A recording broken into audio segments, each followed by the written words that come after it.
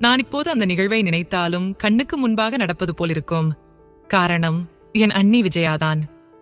பார்க்க மங்களகரமாக பொட்டும் பூவும் என்று எப்பவுமே நல்ல குடும்ப பெண்ணாக இருப்பாள். இது 10 வருஷத்துக்கு முன்பாக நடந்தது. அப்போது நான் கல்லூரி படித்துக் கொண்டிருந்தேன். அண்ணன் சென்னையில் டீ மாஸ்டராக வேலை செய்தான். அண்ணன் எப்பவாச்சும் பொங்கல் தீபாவளிக்கு தான் ஊருக்கு வருவான். ஒரு வாரம் தங்கிவிட்டு திரும்பவும் கிளம்பி போயிடுவான். கல்யாணமாகி 2 வருஷமாகியும் இன்னும் குழந்தை இல்லை. வீட்டுல எங்க அம்மா மட்டுமே அன்னிக்கு துணையாக இருக்காங்க. அவங்களும் காலையில் ஆட்டை ஓட்டி கொண்டு போனால் சாயங்காலம் தான் வருவாங்க.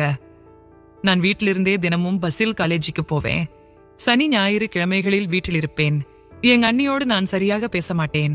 கல்யாணம் ஆனதிலிருந்தே அவங்கள கண்டாலே பேச கூச்சப்பட்டு கொண்டிருந்தேன். சாப்பாடு போட்டு வச்சா சாப்பிடுவேன்.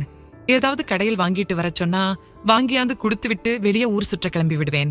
ஒரு ஞாயிற்றுக்கிழமை ஊர் சுத்திட்டு சாப்பிட வீட்டுக்கு வந்தேன். அண்ணி குரங்கு ஓட்டும் குச்சியை கையில வச்சிருந்தாள். என்ன அண்ணி, என்ன ஆச்சு? வீட்டுக்குள்ள குரங்கு ஏதும் வந்துடுச்சா? வழக்கமா வெளியே காய வச்சிருக்க தேங்காய தூங்கிட்டு போகத்தானே குரங்கு வரும். இன்னைக்கு வீட்டுக்குள்ள வந்து கலாட்டா பண்ணிடுச்சா? அதெல்லாம் ஒண்ணும் இல்ல ராஜா. எலி ஒண்ணு ரொம்ப நேரமா கிச்சனுக்குள்ள வந்து அட்டகாசம் பண்ணுது. அங்கதான் இருக்கா, இல்ல ஓடிடுச்சான்னு பாரேன் என்று என்னை போய் பார்க்க சொன்னாள். எலி என்றால் எனக்கும் பயம்தான். இருந்தாலும் நமக்கு பயம் இருப்பதை அண்ணியிடம் சொன்னால் கிண்டல் செய்வாள் என்று தைரியசாலி போல் நடித்தேன். என்ன அண்ணி, இதுக்கெல்லாம் பயப்படலாமா? இப்ப பாருங்க, அந்த எலிய விரட்டுறேன் என்று சிங்க் பக்கத்துல மறைஞ்சிருந்த எலிய விரட்ட அது நேராக அண்ணி நிற்கும் திசை நோக்கி ஓடியது. விடாமல் நானும் விரட்டவே அதுவும் சொல்லி வச்ச மாதிரியே அண்ணி பக்கத்தில் ஓடியது. இது என்னடா எலிய என் பக்கம் திருப்பி விட்டுட்ட என்று பதறியபடி ஓடி வந்து ஒளிந்தாள். எலி போயிடுச்சாடா? அதெல்லாம் நீங்க கத்துனதுக்கு பக்கத்து ஊருக்கே ஓடி போயிருக்கோம். இனிமேல எலி வந்தா என்னைய கூப்பிடாதீங்க, நீங்களே கத்தியே அதை விரட்டி விட்டுடுங்க என்று சிரித்தேன். டேய், என்ன பார்த்தா உனக்கு கிண்டலா இருக்கா?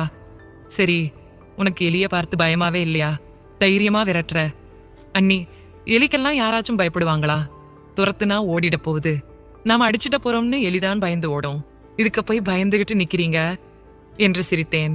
எல்லா பொம்பளைங்களுக்கும் கரப்பான் பூச்சி, பல்லி, எலி இதெல்லாம் பார்த்தா பயமாதான் இருக்கும். எனக்கு மட்டும் பயமா இருக்காதா? நான் மட்டும் வானத்துல இருந்தா குதிச்சு வந்தேன்.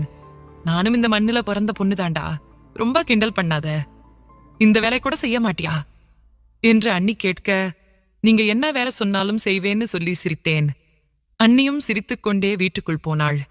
பிறகு நானும் கிரிக்கெட் விளையாட கிளம்பினேன். இருடா ராஜா, என்னோட மொபைல் அடிக்கடி ரீஸ்டார்ட் ஆகுது.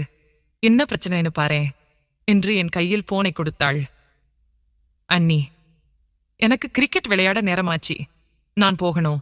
இந்த பிரச்சனை பார்க்கணும்னா மொபைலை ரீசெட் பண்ணணும். அதனால ரொம்ப நேரமாகும். இந்த மொபைலை எடுத்துட்டு போயிட்டு அங்க சும்மா இருக்கும்போது சரி பண்ணி எடுத்துட்டு வரேன் அண்ணி என்று அதை வாங்கினேன். ஆனால் அண்ணி ஏதோ சொல்ல வந்தாள். நான் கேட்காமல் மொபைலை எடுத்துக்கொண்டு வெளியில் ஓடினேன். கிரிக்கெட் விளையாடும் போது நான் சீக்கிரம் அவுட் ஆனேன். அப்போது பையில் வச்சிருந்த அண்ணி மொபைல் ஞாபகம் வர ரீசெட் பண்ணுவோம்னு எடுத்தேன். ஏதாவது முக்கியமான போட்டோ இருக்க போகுது. அப்புறம் நம்ம டெலீட் பண்ணிட்டோம்னா அண்ணி திட்டுவாங்க என்று நானும் பார்த்தேன். நினைத்த மாதிரியே அதில் என்று ஒரு ஃபோல்டர் இருந்தது. அதன் பெயரே வித்தியாசமாக இருந்தது. அன்னிக்கு ஒண்ணுமே தெரியாதே. அவங்க எப்படி கண்டதெல்லாம் வச்சிருப்பாங்க? அதுக்கு வாய்ப்பே இல்ல. அண்ணி ரொம்ப நல்லவங்க, அவங்கள நாம சந்தேகப்படக்கூடாது அப்படின்னு பார்த்தேன். எனக்கு ஆச்சரியமானது. என்னடா இது, அன்னிக்கு படிக்க தெரியாது, ரொம்ப அப்பாவின்னு நினைச்சேன். யாரு இது போல அன்னிக்கு சொல்லி கொடுத்திருப்பாங்க? இது இப்படியே விடக்கூடாது என்று முடிவெடுத்து சாயங்காலம் வீட்டுக்கு வந்தேன். அன்னி முகத்தில் கொஞ்சம் பயத்துடனே உட்கார்ந்திருந்தாள். அன்னியிடம் போனை கொடுத்துவிட்டு உள்ளே சென்று உட்கார்ந்தேன். பின்னாடியே வந்த அண்ணி என்னிடம் பேச்சு கொடுத்தாள். என்ன ராஜா, போனை சரி பண்ணிட்டியா? இனிமேல் ஏதும் பிரச்சனை இல்லையே என்றாள். இல்ல அண்ணி, பிரச்சனை ஏதும் இல்ல. உங்களுக்கு தேவையானதெல்லாம் மெமரி கார்டுல இடம் மாத்திட்டேன். இனிமேல் போன் பிரச்சனை கொடுக்காது என்றேன். என்ன சொல்ற தம்பி, நான் ஏதும் வச்சிருக்கலையே என்று சமாளித்தாள். அண்ணி, சமாளிக்காதீங்க, நீங்க எதுக்காக கவலைப்படுறீங்களோ அதைத்தான் மெமரி கார்டுல மாத்திருக்கேன் என்றேன். அது ஒண்ணும் இல்ல ராஜா, உன் அண்ணன் ஊர்ல இல்லையா? அதான் எப்ப வச்சும் பாப்பேன். இது என் தோழி ஒருத்தி டவுன்லோட் பண்ணி கொடுத்தா. எனக்கெல்லாம் இந்த விவரம் தெரியாது. தயவு செஞ்சு யாருக்கிட்டையும் சொல்லிடாத. இந்த பிரச்சனையை நாமளே பேசிக்கலாம் என்று பக்கத்துல வந்து உட்கார்ந்து சொன்னாள். இந்த நேரத்தில் எவனாக இருந்தாலும் நிலைமையை அவனுக்கு சாதகமாக ஆக்கிக் கொள்வான். ஆனால் அன்று நான் அவ்வாறு செய்யவில்லை. என் அண்ணனுக்கு போன் செய்தேன். டேய் அண்ணா, உடனே கிளம்பி ஊருக்கு வாடா என்று அழைத்தேன்.